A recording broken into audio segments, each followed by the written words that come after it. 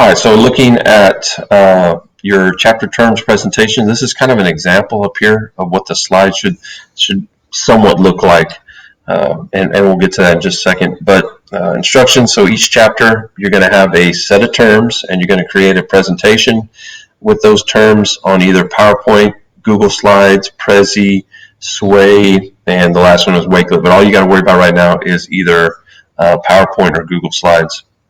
And I would recommend doing Google Slides to begin with. So what you're going to do is create a presentation with the chapter terms, and I'll show you where to get those. So each slide or each bubble will have the term and then other parts, which I'll tell you that you need on each slide. And so it's really going to help you with what the term means. So here's your instructions, and really the first thing you need to do is find out where to go. So if you open this here, and you come down to chapter 5. So this is the Quizlet. This is all the terms for world history. Come down to Quizlet, and here's chapter 5. And really what you're looking for is this part right here. So here's all the different terms. You cannot use these pictures since they've already been used. But what you're going to end up doing is copying the definition. You can copy paste. You don't have to type it all in. Here's where your title slide is going to be for your Google Slides, and then really what you're going to do is paste in the definition. Make sure there's no blanks in it. I'll try and show you. And then here's your term.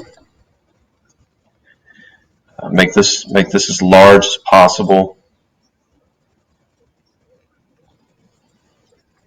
You want it to really stand out, and then you're going to insert image to go along with culture. You can search the web however you want to do it. You're also going to have to use the word in a sentence, and then you're also going to have 5 words that relate to culture.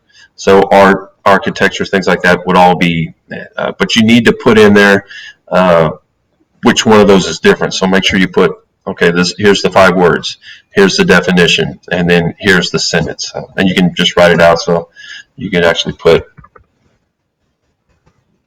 it that way. That way it's easier for me to see it. So that's the Google slide. Of course, the first part is going to be your title, what chapter it is. You're going to have your name on it and your period.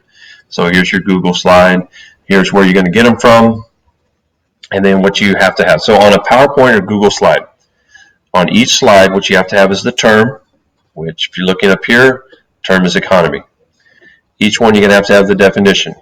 On this one, here's your definition. You can see where it says definition. Then you have to have 5 words, and help you a little bit with the thesaurus if you want to go into that and find common words. Some of them sometimes the thesaurus won't help you very much. So here's 5 words that go with economy, money, surplus, deficit, consumer, and goods.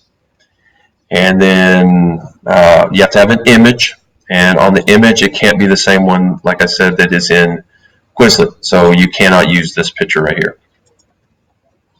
All right, so an image, and that needs to be the big part of the slide. You need to have a sentence. So in this example right here, here's the sentence: our economy is based on supply and demand of goods and services. And then the last part is to make the title slide for the presentation, which I talked about over here. So that's the way you do the presentation. The more animation that you have added on in here, the more transitions that you have, the higher the grade will be. So if you're looking at this, down here at the bottom, it gives you the different breakdown of points: design, definition, words, sentences, and then image. And that's it. So once you're done with that, you'll turn that into Google Classroom. Make sure you marked turned in. And like I said, for right now, the first 6 weeks, all you'll need to worry about is either PowerPoint or Google Slides.